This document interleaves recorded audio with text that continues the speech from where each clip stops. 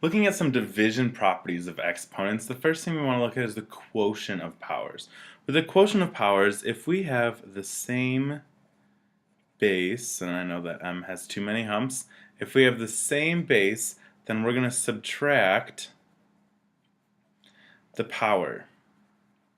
So if we have c to the 11 over c to the 8, that's going to be like saying we have c to the 11 minus 8, also known as c to the third power. Or here if we have r to the 5 minus, or to the r to the 5th over r squared, that's like saying we have r to the 5 minus 2, also known as r cubed. So if we have division of powers with the same base, we're going to subtract. Now, if we have power of a quotient, this is just going to be like having the power of a product, and that we took that power to each part. We're going to take that power to both the numerator and the denominator. So having 3 to the 3/4 to the 5th is going to be like having 3 to the 5th over 4 to the 5th, and we can simplify that if we had our calculators and whatnot, doesn't matter. So if we had r over t to the 4th, that's like having r to the 4th over t to the 4th. Those are our two main power properties with division. These next two are kind of just general properties that we fit in with division. A reminder that if we have anything to the 0 power, anything to the 0 power, that's always equal to 1. So here we have 15 to the 0 power, that equals 1. Having b over c to the 0 power equals 1, because that's thinking like we have b to the 0 over c to the 0, which is 1 over 1, which is 1.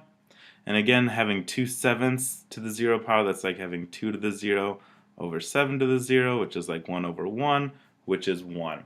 So if you have anything to the 0 power, that's automatically 1. Now, what comes tricky is when we have the negative exponent property. So for a negative exponent property, if we have an exponent to a negative property, that's like putting it in the reciprocal with now a positive power. So if we had 2 to the negative 4th power, that would be the same as 1 over 2 to the 4th power. Also, if we had 1 over, this is g to the negative 3rd power, that would be like having g to the 3rd power. Now, let's look at where we have to simplify. When it comes to simplifying, we're going to look at each term individually and go from there. So if we have 2 over 6, let's start with 2 over 6. We can reduce that to 1 over 3. So we'll have 1/3. Now, if we have a squared over a to the negative 3, that's like having a squared minus negative 3, so it's like a to the 2 plus 3. If we have b to the negative 7 over b squared, I'm going to first think of this as b to the negative 7 minus 2, and then I'll simplify that later. And then c to the 10 over c to the negative 3, c to the 10 minus negative 3.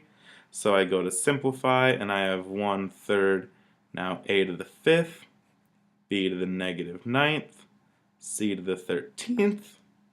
Now, what do I notice? I have b to the negative 9th, and I should never end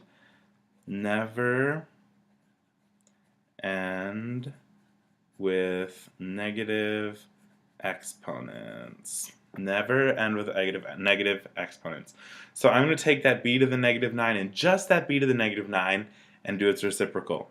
So that means that now I'm going to have 1a to the 5th, c to the 13th over 3b to the 9th, and that's going to be my simplified form of this original expression.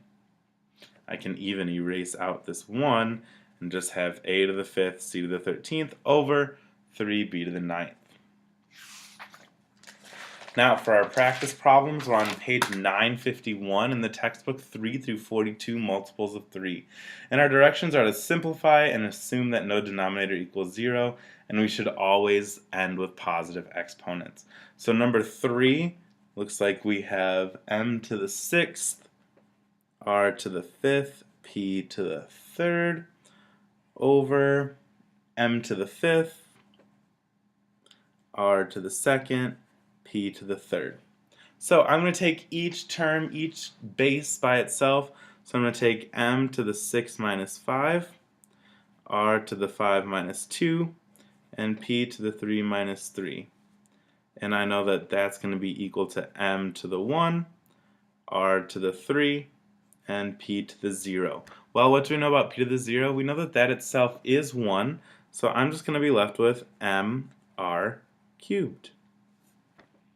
Go back, review some of these properties, review how I simplified that.